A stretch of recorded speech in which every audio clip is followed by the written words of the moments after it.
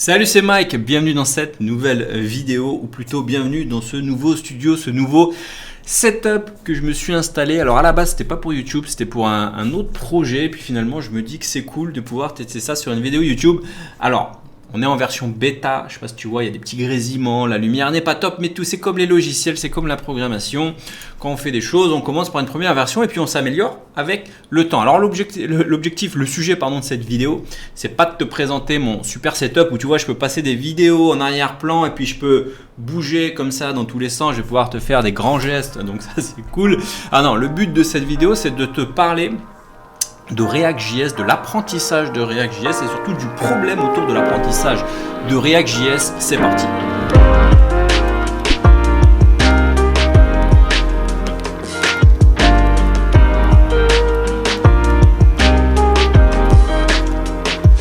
Alors si tu me suis sur ma chaîne, tu sais que je suis assez focus sur deux sujets essentiellement. Alors j'aide les développeurs qui veulent se lancer en freelance, ça tu le sais, je fais beaucoup de vidéos autour de ça. Je dois être probablement l'un des seuls à faire autant de vidéos sur le freelancing pour les développeurs, donc ça c'est un de mes premiers sujets. Mais j'aide aussi les personnes qui ont envie de se reconvertir en tant que développeur. Alors ça peut être des juniors sortis d'école ou ça peut être des développeurs en reconversion ou des personnes qui sont complètement en reconversion. Nous on a vu comme ça des personnes, j'en ai vu en coaching, des anciens cuisiniers ou dans la restauration ou dans plein de domaines à la SNCF, etc. devenir développeur et ça c'est quand même génial. Mais tu sais quand même que devenir développeur, alors il y a un moustique qui est en train de me tourner autour là, tu le vois peut-être pas dans la vidéo. Alors tu sais probablement que pour devenir développeur, c'est pas facile. Pourquoi? Parce que bon, voilà, il y a énormément de choses à savoir. Déjà la première chose, la spécialisation. Quand tu te poses les questions, est-ce que je dois devenir développeur front-end, back-end, mobile, full stack, etc. Faut aussi avoir le bon mindset. Ça, j'en fais souvent aussi, tu sais, sur ma chaîne, je suis pas en mode je fais des tutos, des choses comme ça, je suis assez orienté sur des sujets que pas beaucoup d'autres youtubeurs abordent, des sujets autour du mindset pour devenir développeur. Donc ça, c'est un de mes sujets que je traite assez souvent. Pourquoi? Parce que tu as beau voir les meilleurs tutos du monde, si tu n'as pas le bon état d'esprit, tu vas pas aller bien loin. Et en plus, quand tu regardes la jungle autour des technologies, tout ça, c'est assez compliqué. Donc devenir développeur, effectivement, c'est pas compliqué. C'est pour ça que je t'avais fait une vidéo d'ailleurs. Je t'avais fait une vidéo, ce que j'avais appelé la roadmap pour devenir développeur front-end. Je veux dire, quand on a envie de devenir développeur, je veux dire, c'est pas facile, on a beaucoup de choses à apprendre et on n'a pas de temps à perdre, on n'a pas de temps à passer à être dispersé, etc. Donc pour moi, le chemin le plus court, c'est pas de passer par du C++, du machine learning, des trucs qui sont galères. Pour moi, le chemin le plus efficace, c'est de devenir développeur front-end. Voilà, tout simple, tu deviens développeur front-end. Alors moi je rajoute développeur front-end React. Pourquoi? Parce que une fois que tu as appris les bases HTML, CSS, JS, ça c'est assez accessible. Il te faut bien évidemment un framework. Alors bien sûr il y a plein de frameworks, je ne vais pas refaire le débat autour des frameworks, j'en ai fait pas mal de vidéos. Mais quand tu regardes le grand gagnant à l'heure actuelle, c'est quand même React. Donc finalement, quand tu apprends HTML, CSS, JS plus React, c'est le combo gagnant pour devenir développeur front-end assez rapidement. Alors tu vas me dire, ok, c'est cool, merci pour la roadmap, c'est assez simple, j'y vais. Oui, c'est simple, mais c'est pas facile. Pourquoi c'est pas facile d'apprendre React? Parce que premièrement, déjà il y a quand même une barrière à l'entrée. Il faut dire barrière à l'entrée avec React. Pourquoi? Parce que déjà il y a des librairies qui sont beaucoup plus accessibles. Tu prends Vue.js, déjà c'est beaucoup plus accessible. Ensuite il faut quand même connaître des bases de JavaScript modernes. On parle de 2.6 supérieur, etc. Si tu connais pas quelques lignes de commande, si tu n'es pas capable de faire un npm install, yarn, etc., tout de suite ça peut en rebuter plus d'un. Et parfois il y en a qui veulent sauter les étapes comme ça et puis qui se retrouvent bloqués. Alors attention, je ne suis pas en train de dire qu'il faut être un expert JS ou quoi pour se lancer en React, mais effectivement il y a une petite barrière à l'entrée comme ça qui n'est pas très élevée, mais si tu n'as pas ces bases là, et déjà ça va être compliqué pour toi de d'apprendre React en fait. Ensuite, le deuxième problème pour moi, c'est ce que j'appelle la rat race des tutoriels et des formations. Alors ça, tu connais probablement ce concept de la rat race. Je te laisse à regarder si tu ne connais pas ce concept, c'est un concept assez répandu. C'est la rat race, le rat là qui est dans sa roue en train de courir, qui croit qu'il avance, mais il avance jamais, tu vois. Tu vois, moi j'ai l'impression que c'est la même chose pour certains développeurs, parce que j'en vois beaucoup de ces développeurs là qui restent dans cette rat race des tutoriels et des formations. Ça veut dire qu'ils sont là, ils regardent les tutos qui sortent, les nouveaux tutos, ils passent leur temps à essayer d'apprendre de nouvelles choses, mais finalement, ils n'apprennent pas des choses qui sont utiles sur le terrain. Je veux dire, ce que tu apprends dans les tutoriels, c'est à des années-lumière de ce que tu vois dans le monde réel. Je veux dire, c'est comme, si je pouvais te faire une petite comparaison, c'est comme quand la première fois j'ai fait mon baptême de plongée, ils m'ont mis une vidéo. J'ai regardé la vidéo de comment ça se passe dans la plongée. Eh bien, c'est à des années-lumière de faire de la vraie plongée, de mettre ta bouteille, ton masque et plonger, etc. Ça n'a absolument rien à voir. C'est deux mondes différents. Eh bien, c'est pareil avec le tutoriel. Eh bien, tu as des développeurs, des apprentis développeurs qui, ok, c'est cool, ils ont passé ce premier filtre, etc. Ils sont dans le truc, mais ils restent bloqués dans la rat race des tutoriels et des formations. Donc ça, c'est le deuxième problème avec React. Mais avec React, avec tous les langages en fait, c'est pas que avec React. L'autre problème de ça, c'est que souvent tu es tout seul. Donc le fait d'être tout seul, eh bien ça te fait peut-être, ça peut te déprimer, ça peut te faire abandonner. T'as pas vraiment, tu sais pas si tu apprends les bonnes choses, tu sais pas si tu es sur la bonne voie. Et c'est difficile d'évaluer ton niveau, c'est difficile de savoir si tu es prêt ou pas. Moi, alors la question qui revient souvent, c'est Mike, je connais ça, est-ce que tu crois que je suis prêt pour être embauché? Tu vois, ça c'est compliqué. Maintenant, la troisième chose, c'est au niveau des bootcamps. Alors les bootcamps, moi je trouve que c'est cool. Tu vois, si tu regardes le concept d'un bootcamp, c'est super cool un bootcamp. Un bootcamp, c'est quoi? C'est tu restes focus quelques mois, tu vois, pour apprendre, pour devenir, je sais pas, développeur mobile, développeur full stack ou développeur, peu importe ce que tu veux devenir. Alors moi, je trouve que c'est cool, tu vois. Mais le problème des bootcamps, pourquoi? Alors je veux pas encore taper sur les bootcamps, mais le problème des bootcamps, c'est que moi, je vois beaucoup de personnes qui suivent ces bootcamps-là, ensuite qui veulent se lancer en freelance. Donc moi, je les reçois, tous ces gens-là, en coaching, dans le système freelance, ou des fois on discute, ou via les formations, etc. Et en fait, ce que je me rends compte, c'est que très bien, tu as passé du temps dans ton bootcamp, mais tu n'as pas le niveau pour devenir développeur front-end React. Alors je sais que moi c'est un débat qu'on a eu on a fait un live Zoom là, il n'y a pas longtemps avec les membres du système freelance, et il y avait justement un des membres qui sortait d'un bootcamp, etc. Et moi je disais mais non, mais c'est pas normal, tu vois. Et à l'inverse, il y en avait d'autres qui disaient oui, mais peut-être que en fait le bootcamp c'est pour te faire tester un peu de back-end, un peu de front-end, un peu de base de données, un peu de ceci, un peu de cela, dans le but que tu vois, rester un peu ouvert à tout derrière. Je suis un petit peu transparent. Alors moi, je suis pas tout à fait d'accord avec ça. Je veux dire, ça, c'est peut-être le but de l'école, de donner une sorte de culture générale.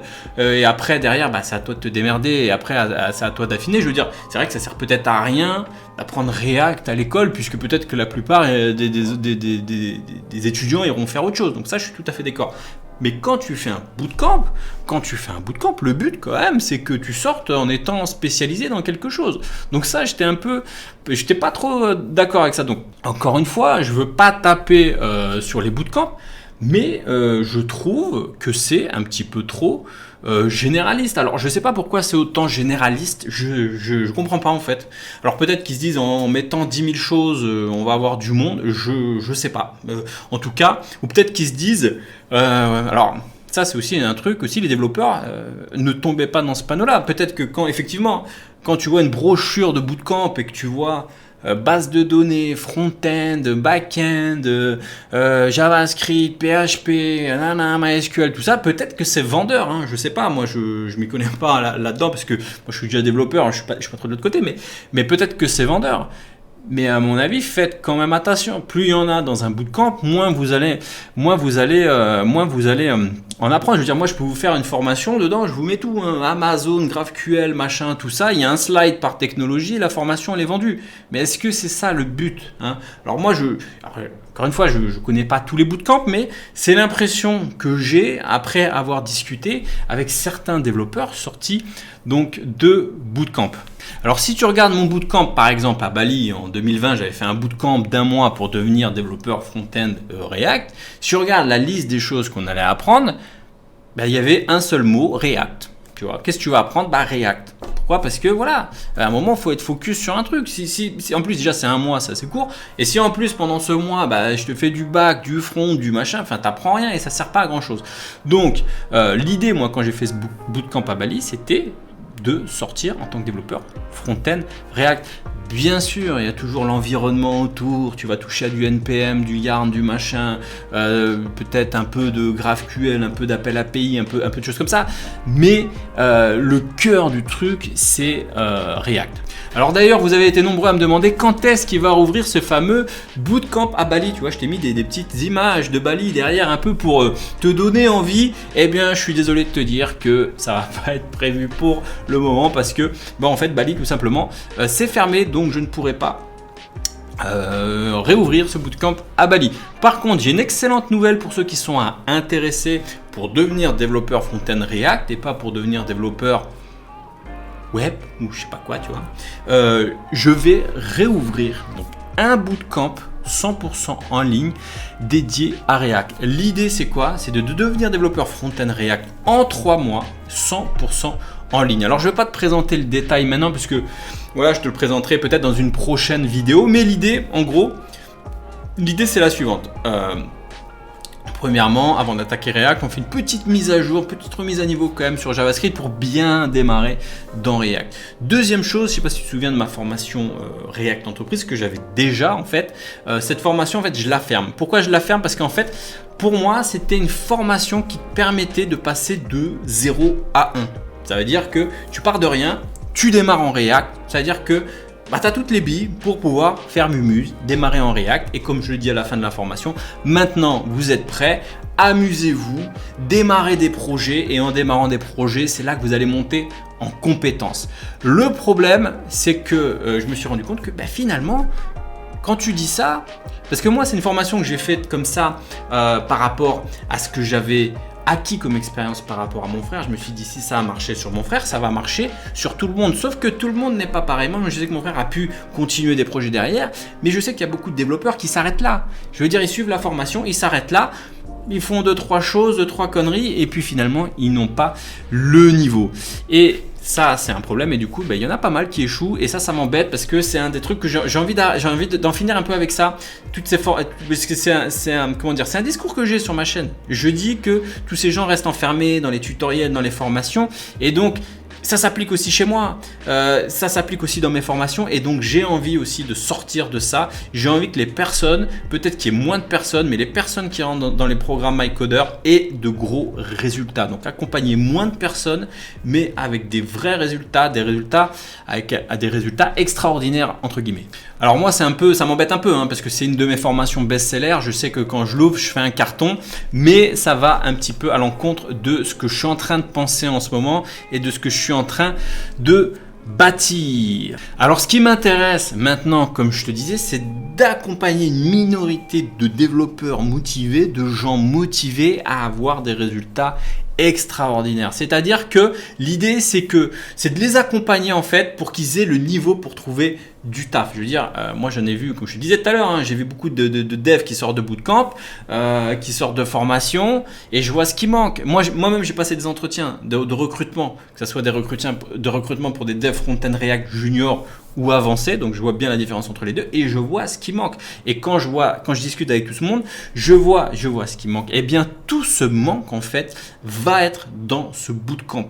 J'ai plus envie que des gens sortent de formation sur, je vais pas dire de plateforme ni de bootcamp ou quoi, et qui n'aient pas en fait le niveau requis pour trouver des missions en freelance ou pour trouver du taf. Alors, comment ça va se passer? Il va y avoir une première session, ce que je vais appeler une bêta privée. C'est-à-dire que ça va pas être la version officielle. C'est-à-dire que on va pas prendre ici dans cette bêta privée 10 000 personnes. Il y aura que quelques personnes triées sur le volet, ultra motivées. Pourquoi? Parce que en fait, je vais les accompagner moi-même. C'est-à-dire que si tu es intéressé et que tu rentres dans ce programme, je vais t'accompagner moi-même jusqu'à ta première mission. C'est-à-dire, je vais te prendre comme ça par le col jusqu'à que tu trouves ta première mission. Pourquoi je fais ça? Pourquoi je vais faire un tel investissement? Parce que je sais que derrière, je vais recueillir du feedback et améliorer le programme. Et donc, ça va m'aider à améliorer le programme. C'est du gagnant-gagnant. Il y aura bien sûr coaching, mentoring. Donc ça veut dire que régulièrement, c'est pas vous prenez encore une fois les formations et hop, vous partez dans la nature et je vous revois plus. L'idée, c'est que je vous coach et que je vous coach et je vous mentor individuellement. Il y aura des projets à réaliser, il y aura des défis à réaliser, il y aura sur ces projets, moi je vais récupérer le code, je vais faire des revues de code. Ça veut dire on va travailler comme en entreprise. Là, tu m'envoies du code, tu me fais une pull request, je regarde ta pull request, je la valide ou je la rejette. On va vraiment travailler comme ça. Je vais analyser chaque portion de code. Et pour les plus motivés d'entre vous, pour ceux vraiment qui auront envie encore d'aller plus loin, je vous positionnerai sur de vraies missions, sur des vrais projets, sur des vrais SaaS qui sont en production, histoire que vous ayez votre fameuse première mission star qui débloque la situation pour trouver votre première mission freelance ou votre premier poste en CDI. Moi, je suis plutôt quelqu'un qui est ouvert au freelancing, mais je sais que c'est pas pour tout le monde. S'il y a des personnes qui veulent aller en CDI, c'est ok, il n'y a pas de souci de ce côté-là. Bref, je vais pas m'attarder, je te présenterai plus tard dans peut-être les prochaines vidéos, dans les prochains mails, le programme en détail. On va dire que 90% du programme est prêt et il y aura des petits ajustements vis-à-vis des feedbacks, etc. Et puis la formation s'améliorera avec le temps. Le programme s'améliorera avec le temps. Alors, si tu souhaites être informé de quand est-ce que ça va arriver, si tu souhaites des informations, alors encore une fois, c'est vraiment, on n'est pas sur un truc grand public, on est sur un truc. Voilà, je ne peux pas me démultiplier, sauf dans les effets spéciaux là sur la caméra, mais je ne pourrais pas me démultiplier vu que je vais accompagner individuellement les personnes jusqu'à ce qu'ils aient une mission. Je ne vais pas pouvoir non plus accompagner tout le monde, donc ça va être assez limité. Mais quand même, si tu veux avoir des informations sur ce bootcamp React.js 100% en ligne, tu as un petit lien en dessous dans la description. Ce que tu fais, c'est juste un lien, il n'y a pas de vente ou quoi, c'est juste pour que je t'envoie des informations le jour où le programme est prêt. C'est peut-être pas pour tout de suite, il va falloir attendre un peu.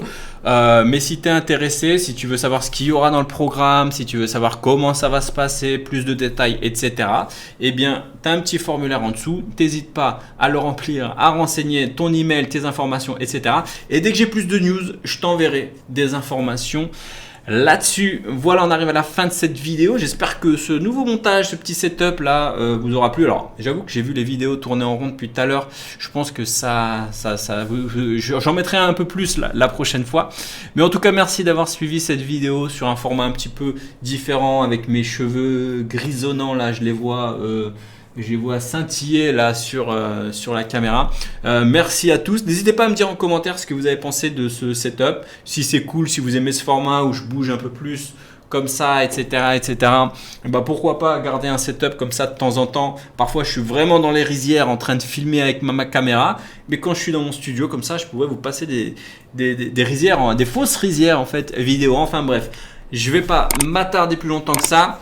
N'oublie pas, si tu es intéressé pour avoir des informations sur ce bootcamp, c'est le premier lien dans la description. Sinon, je vous dis à la semaine prochaine pour une prochaine vidéo. Ciao, ciao.